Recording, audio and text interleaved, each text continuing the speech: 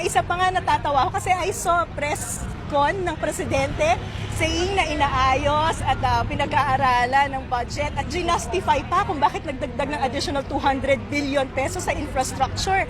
Pero hindi niya binanggit na sa panahon din niya patuloy na lumalaki itong unprogrammed appropriation.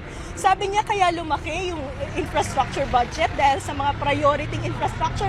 Mr. President, basahin niyo naman yung pinapadala sa inyo sa opisina niyo.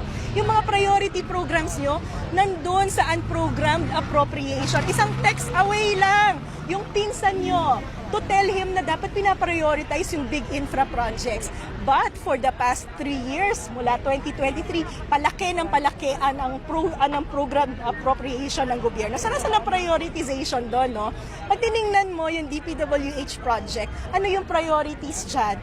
Flood control, multipurpose building. Gaano bang karaming multipurpose building ang kailangan natin sa Pilipinas? So, for me, bilang Pangulo ng Bansa, it's very disappointing na nadidinig ko yung Presidente na mali-mali yung datos na sinasabi at mali-mali yung facts na sinasabi about the budget. Marami naman po kayong staff, pwede nyo silang ikonsulta para bago kayo mag-press con, informed yung mga sinasabi nyo para yung polisiya na ini-implement nyo, tama rin. Thank you, ma'am. Salamat po.